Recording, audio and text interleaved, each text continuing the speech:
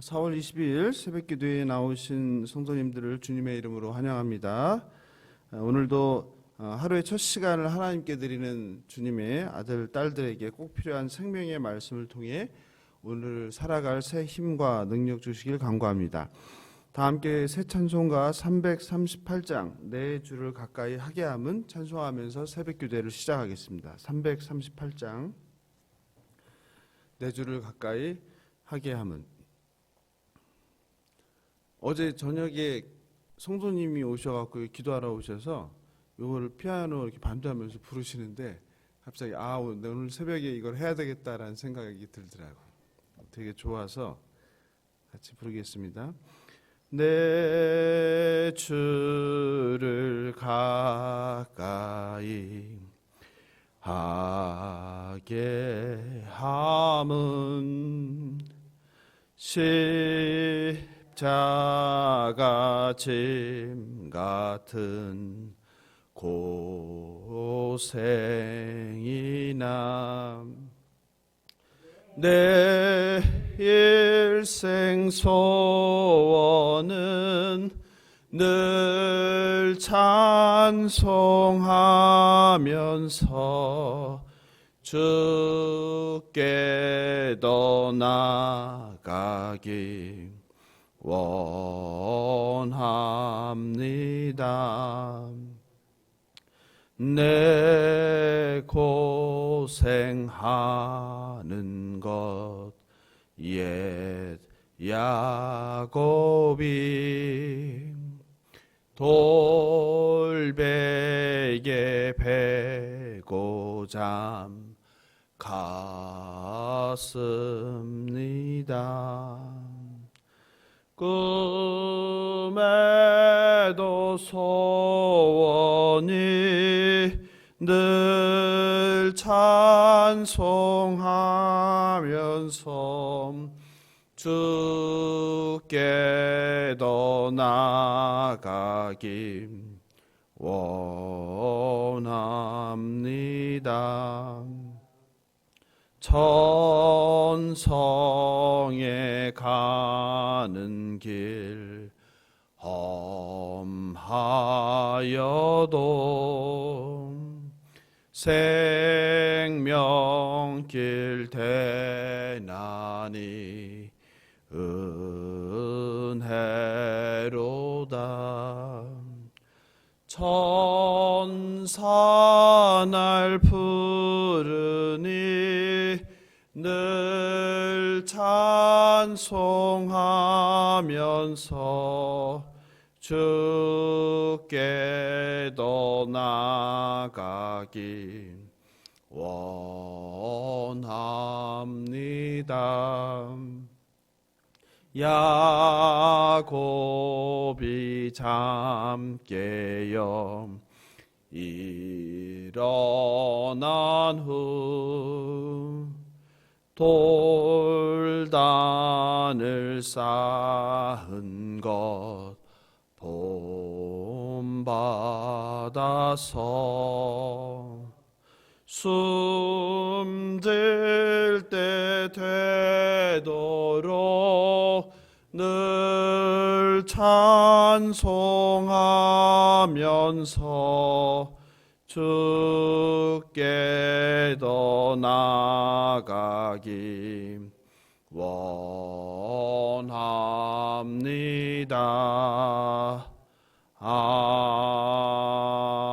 아멘. 이 시간 오늘도 우리가 그냥 돌아가지 아니하고 하나님의 거룩한 임재를 경험하게 해달라고 선포되는 하나님의 말씀을 우리 신비 가운데 새겨질 수 있도록 마음과 귀에 할례를 달라고 예수여 한번 부르고 기도하겠습니다. 예수여, 하나님 아버지 감사합니다. 오늘도 하루의 시작을 하나님 앞에 나와 기도하고 찬양하고 말씀을 듣습니다. 오늘도 우리들에게 꼭 필요한 생명의 말씀을 주셔서 우리가 세상을 향한 마음이 하나님께 돌아오게 하시고 하나님의 선하시고 깊으신 그 뜻이 무엇인지를 우리가 깨달아 알게 하셔서 세상에 보냄받은 곳에서 작은 예수로 성실하게 살아내는 우리가 될 수 있도록 은혜를 베풀어 주시옵소서. 하나님, 우리가 할 수 있는 것이 아무것도 없음을 고백하오니 주여 우리를 불쌍히 여겨주시고 우리의 입술을 주장하셔서 선한 말, 축복된 말만 하게 하시고 비난하고 비판하는 말 하지 않게 하여 주시고 아버지, 오늘 말씀에 따라서 순종으로 삶을 살아내는 우리가 될 수 있도록 은혜를 베풀어 주시옵소서. 악하고 타락한 세상 가운데서 동화되는 자가 아니라 구별된 자로 나그네라는 그리스도의 정체성을 지키며 살아가는 우리가 될 수 있도록 은혜를 베풀어 주시옵소서. 나를 위해서 살아가는 자가 아니라 나는 죽고 오직 내 안에 있는 예수 그리스도로 살아가는 우리가 될 수 있도록 인도하여 주시옵소서. 감사하며 생명 되신 예수님의 이름으로 기도합니다. 아멘. 오늘 주실 하나님 말씀 같이 보겠습니다. 마태복음 12장 46, 50절입니다. 마태복음 12장 46, 50절입니다. 한 절씩 교독하시고 마지막 절은 합독하겠습니다. 마태복음 12장 46, 50절입니다. 예수께서 무리에게 말씀하실 때에 그의 어머니와 동생들이 예수께 말하려고 밖에 섰더니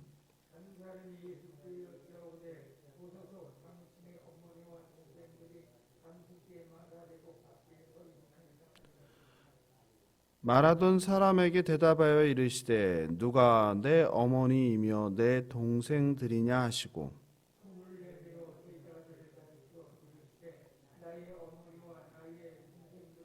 함께 읽겠습니다. 누구든지 하늘에 계신 내 아버지의 뜻대로 하는 자가 내 형제요 자매요 어머니이니라 하시더라. 아멘. 오늘 말씀과 이제 병행 본문이 마가복음에 나오는데요. 마가복음 3장 21절을 보면 예수님의 친족들이 그가 미쳤다고 합니다. 여기서 미쳤다라고 하는 것은 단순히 우리가 아는 정신이 이상이 생겼다, 정상이 아니라는 것을 넘어서서 귀신이 들렸다라는 의미라고 제가 어제 말씀을 드렸습니다. 그게 이제 마가복음 3장 30절인데 제가 읽어드릴게요. 이는 그들이 말하기를 더러운 귀신이 들렸다 함이로라. 그러니까 예수님께서 우리가 어저께 바알세불 했잖아요. 바알세불의 힘을 얻어서 귀신을 쫓아낸다. 그래서 병을 고친다 이거죠. 예수님과 귀신이 한패다 했잖아요. 바로 이제 그 사건 뒤에 이어지는 건데 마태복음은 여기 안 나와 있는데 마가복음은 나와 있어요. 그래서 바로 그때 누가 온 거예요? 예수님의 가족들이 찾아와서 기다리고 있었던 거죠. 예수님의 가족들이 왜 예수님을 찾아온 거예요? 자꾸 소리가 들리는 거죠. 어떤 소리가? 제정신이 아니다. 미쳤다. 귀신 들렸다. 그러니까 가족들 입장에서 걱정이 됐을 거 아니에요. 도대체 이게 무슨 일인가? 뭘 하고 다니는가? 그래서 찾아왔던 것 같아요. 그게 46절입니다. 46절을 제가 다시 읽어드릴게요. 예수께서 무리에게 말씀하실 때 그의 어머니와 동생들이 예수께 말하려고 밖에 섰더니, 그렇죠? 이게 오늘 장면이에요. 이어지는 장면.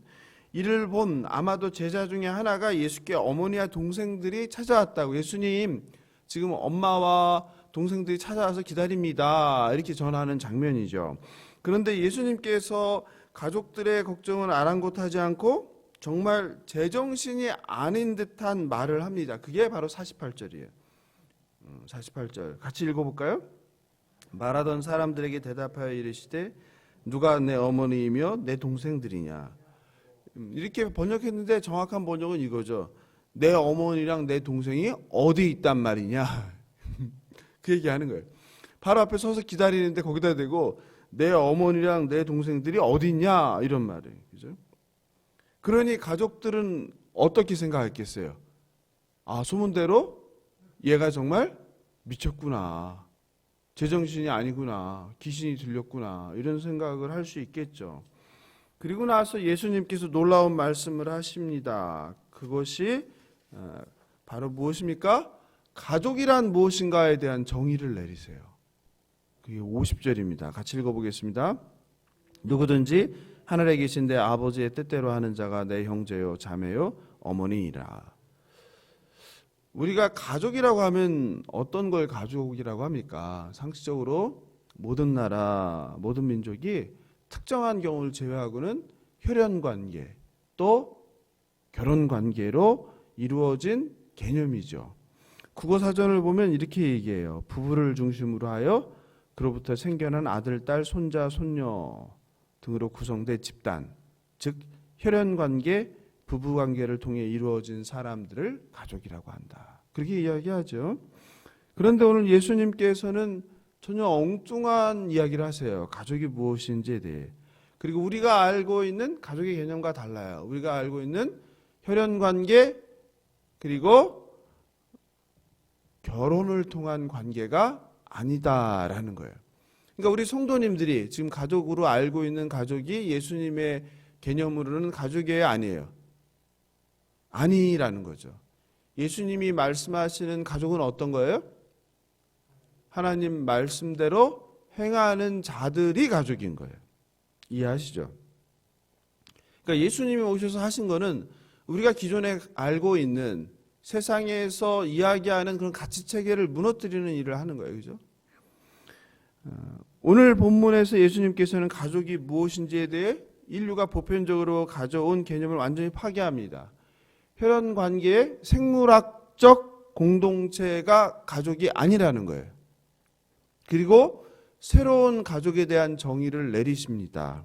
예수님께서 생물학적인 혈연 관계의 가족을 부인하며 새로운 가족을 말하는 것은 무엇을 의미하겠습니까?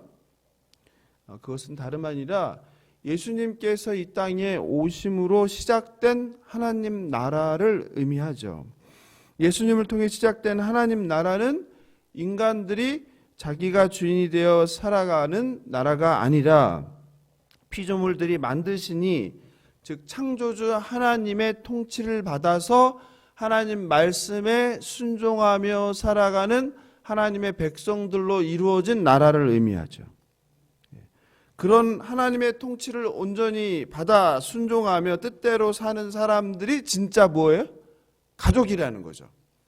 내 피부치가 아니라 결혼관계가 아니라 하나님의 말씀의 뜻대로 행하며 살아가는 자, 그게 가족이라는 거예요. 우리는 그것을 무엇이라고 합니까? 그게 바로 저와 여러분이 속한 뭐예요? 교회예요. 교회. 즉 지금 혹시 내가 믿지 않는 가족이 있다면 믿지 않는 가족이 내 가족이 아니라 누가 가족이라는 거예요? 지금 예수를 믿고 하나님의 통치를 받아 예수가 나의 삶의 주인입니다 고백하며 살아가는 사람이 네 가족이다라는 새로운 정의를 내리는 거예요. 그러니 집에 있는 가족들은 혈연으로 맺어진 가족인 거고 우리가 교회에 나와 함께 생활하는 이 가족이 진짜 가족이라는 의미예요. 놀라운 사실이죠. 그러므로 예수님께서는 새로운 가족의 정의를 우리에게 말씀하십니다. 그것이 사도행전에 나오는 초대교회의 모습이죠. 사도행전 2장 44절 47절입니다. 제가 읽어드리겠습니다. 사도행전 2장 44, 47절.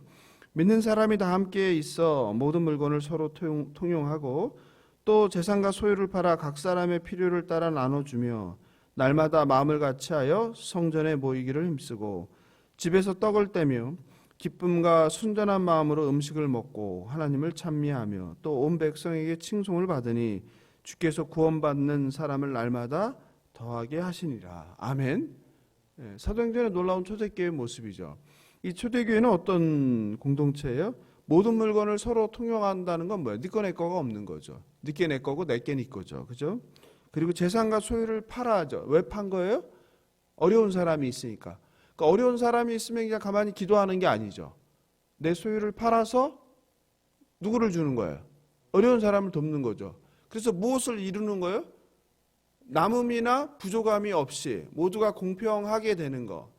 이 하나님의 정의라고 했죠. 하나님의 공의라고 했죠. 이게 참된. 이게 하나님 나라죠. 그리고 교회에 모이기를 힘쓰며 그리고 떡을 떼고 떡을 떼는 건 뭡니까? 우리가 한 거, 주일날 한 거, 성찬. 함께 성찬을 참여하며, 그리고 하나님을 찬미하면은 뭐야? 하나님을 찬양하고 찬송을 부르고. 그렇게 했더니 어떻게 됐더라? 사람들이 날로 부흥했더라. 그러니까 교회가 부흥하려면 어떻게 하면 돼요? 이렇게 하면 되죠. 말씀대로 가족 같은 공동체를 이루면 되는 거죠. 바라옵기는 예수 사랑교회가 이런 교회 되기를 바랍니다. 피와 혈연으로 맺어진 육신의 가족을 능가하는 것이죠. 왜냐하면 단순히 혈연 관계가 아니라 우리는 무엇으로 이루어졌기 때문에 그렇죠. 주님의 십자가의 대속의 살과 피로 이루어진 공동체이기 때문에 그렇죠. 그러므로 가족은 서로의 아픔과 슬픔을 함께 나눕니다. 혼자 슬퍼하고 혼자 애통해하게 내버려 두지 않죠. 기쁜 일을 함께 기뻐하죠. 기쁜 일이 생겼는데 시기하고 질투하면 가족이 아니에요. 아니죠. 아닌 거예요. 기도한다고 말만 하지 않고 서로의 필요에 반응해서 나의 쌀과 옷을 나누는 것이 가족입니다. 어제 서울에 계신 집사님 사업장을 신방했습니다. 집사님 사업장이 좀 코로나로 어려움이 있어서 기도 제목이 있기 때문입니다. 저도 이제 20년을 사업을 했기 때문에 사업하시는 분들이 어려움을 겪는 이야기를 이야기하면 제가 뭐 하면은 금방 알아듣습니다. 무슨 말인지. 어려움을 뭐 다 이야기하지 않으셔도 얼마나 힘드실지, 밥을 못 드실지, 잠을 못 자실지, 그리고 늘 가슴이 답답하고 죽을 것만 같고 전화벨만 울려도 심장이 벌렁벌렁하고 잘 이해합니다. 그래서 뭐 고난주간 너무 바빠서 못 가다가 이제 서울 가서 함께 사업장에서 예배드리고 이것저것 경영하는데 어려움 이야기들을 듣고 어떻게 하면 좋을지 같이 이야기했습니다. 큰 도움은 못 될지라도 제가 사업장을 좀 홍보를 해드리겠다고 했습니다. 그리고 회사 이름도 좀 더 예쁘고 아름답게 바꾸면 좋겠다고 말씀드렸더니 저한테 이름을 줘달라고 하더라고요.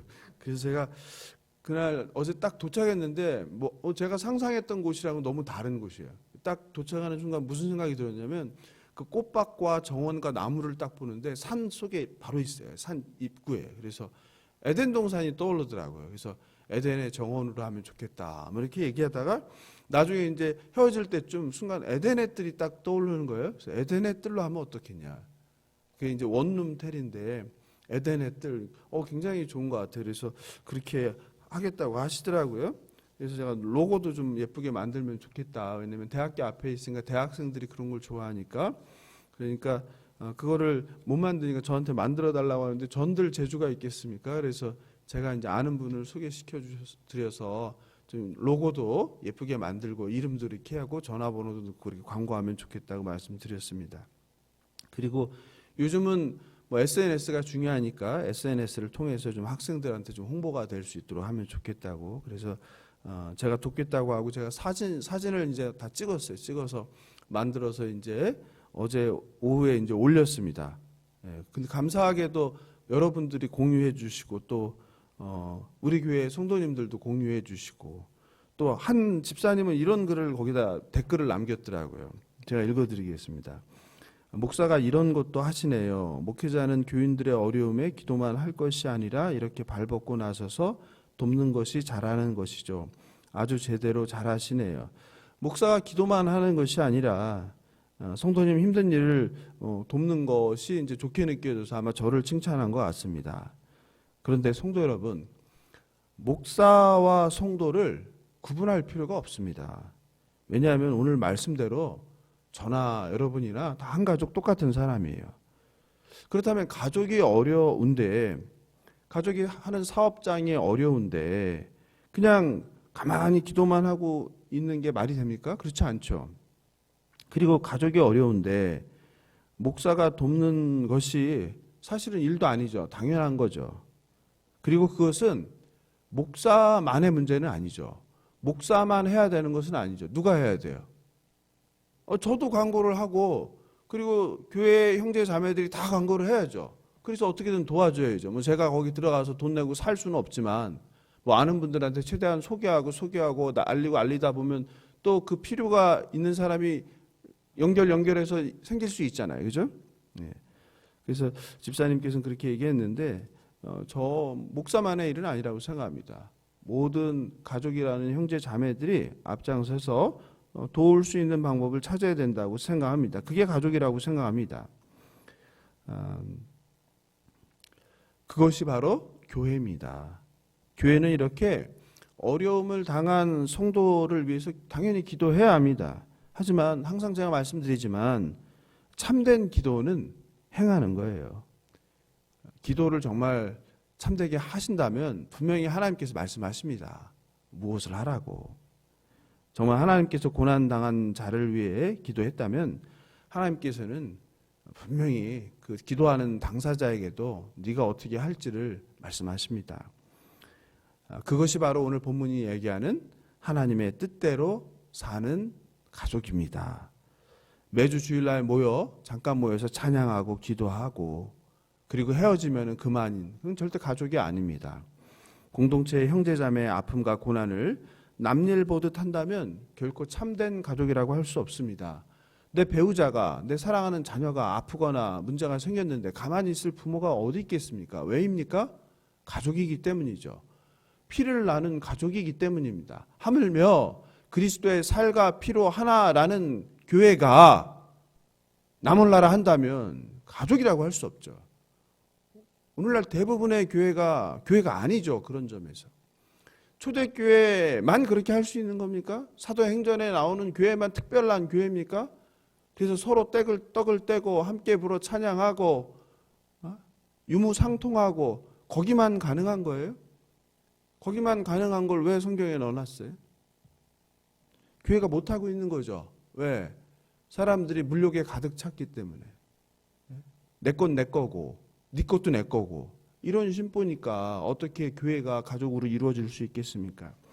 우리가 러브박스를 했는데 참 감사하게도 러브박스를 전달하면서 은혜 받았다는 이야기를 많이 듣습니다. 어제는 한 집사님이 전화 주셔서 러브박스를 줬는데 받는 사람이 얼마나 좋아하고 하는지 본인도 기뻤다고 하면서 그 얘기를 하시더라고요. 우리 공동체에 어려운 형제가 있는데 본인이 그 형제를 위해서 뭔가를 이제 연결시켜줘서 도움을 받도록 했다고. 바로 그런 것이죠. 기도만 가만히 하고 앉아있는 것이 아니라 실제적으로 내가 도와줄 수 있는 것이 무엇인지 생각하고 도와주기 위해서 일어서는 것. 그게 가족이죠. 말씀을 마무리합니다. 세상은 혈연 관계로 혹은 피로 맺어진 관계를 가족이라고 합니다. 그러나 예수님께서는 하나님 말씀대로 행하는 자가 가족이라고 합니다. 하나님 말씀대로 사는 사람들, 하나님의 아들, 딸이 모인 곳이 바로 교회입니다. 교회는 일주일에 한 번 모여 그냥 즐거운 척하고 좋은 척하고 인사하고 헤어지는 상관없이 사는 사람들의 모임이 아닙니다. 교회는 머리 대신 주님 안에서 모든 성도들이 서로 형제, 자매여 부모 그리고 자식이 되어야 하는 곳입니다. 그렇기 때문에 서로 책임을 져야 하고 서로 의지해야 하고 그리고 상처받은 사람들을 품어주고 회복시켜 주는 곳입니다. 사실 세상의 많은 교회들이 성도들이 교회 갈등으로 교회로부터 받은 상처, 목회자로부터 받은 상처, 또 성도들 간의 연약함으로 서로 받은 상처와 오해들로 어려움이 많습니다. 그런데 조직은 그 상처들의 원인을 규명하고 잘잘못을 따지고 책임을 묻습니다. 그러나 교회는 가족이기 때문에 그 원인을 분석하고 잘잘못을 따지고 그리고 책임을 묻거나 하지 않습니다. 용납하고 감싸줍니다. 가족이 아니라면 화가 나고 억울하고 화를 풀 필요도 없고 오해한 채로 그냥 안 보고 그냥 혼자 살아가면 됩니다. 그러나 가족은 화가 나고 오해가 생기고 억울하지만 내가 생각할 때 아무리 생각해봐도 내가 잘못한 것이 없는 것 같아도 내가 먼저 다가가 손 내밀고 화해의 포옹을 하는 것이 가족입니다. 조직은 싫으면 그냥 떠나면 그만입니다. 그러나 가족은 싫어도 떠나지 못하고 함께 사는 것입니다. 부모가 마음에 안 든다고 자식이 마음에 안 든다고 떠나는 것은 가족이길 포기하는 것입니다. 그런 점에서 교회는 세상의 원리가 작동하지 않고 바로 하나님 나라의 원리가 작동하며 세상에서 소외당하고 버림받고 지치고 상처받은 영혼들이 위로받고 회복하고 하나님께 나아가는 영혼의 병원입니다. 바라옵기는 예수사랑교회 모든 성도님들이 오늘 주님의 말씀대로 참된 가족을 이루기 바랍니다.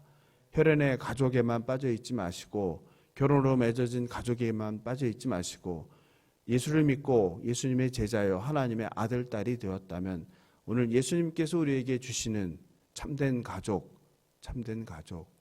하나님의 뜻대로 행하는 그런 가족이 되시길 예수님의 이름으로 축원합니다. 오늘 말씀 생각하면서 찬송가 94장 주 예수보다 더 귀한 것은 없네 찬송하고 기도하겠습니다. 찬송가 94장, 옛날 찬송은 102장입니다. 102장 94장 주 예수보다 더 귀한 것은 없네. 주 예수보다 더 귀한 것은 없네. 이 세상 부귀와 바꿀 수 없네. 영축은 내 대신 돌아가신 그 놀라운 사랑 잊지 못해. 세상 즐거움 다 버리고 세상 자랑 다 버렸네. 주 예수보다 더 귀한 것은 없네. 예수밖에는 없네. 3절 부르겠습니다. 주 예수보다 더 귀한 것은 없네. 이 세상 행복과 바꿀 수 없네. 유혹과 핍박이 몰려와도 주 섬기는 내 맘 변치 않아. 세상 즐거움 다 버리고 세상 자랑 다 버렸네. 주 예수보다 더 귀한 것은 없네. 예수밖에는 없네. 아멘. 이 시간 기도할 때에 윤영은 안수 집사님 암세포가 발견돼서 참 어려움과 걱정이 많은데 하나님께서 불쌍히 여기시고 자비를 베풀어 달라고, 그리고 정태욱 형제, 김다은 자매 축복된 결혼을 잘 준비하게 해달라고, 또 조성우 장로님 이사갈 장막이 잘 준비되게 해달라고, 또 에덴의 뜰 어려운 지금 사업장이 하나님께서 막힌 것을 다 풀어주셔서 살 수 있게 해달라고, 또 오늘 또 직장에 또 취업을 준비하시는 집사님 계신데 하나님께서 취업의 문도 열어달라고, 또 우리 공동체에 갖고 있는 기도 제목 가지고 예수여 한번 부르고 기도하겠습니다. 예수여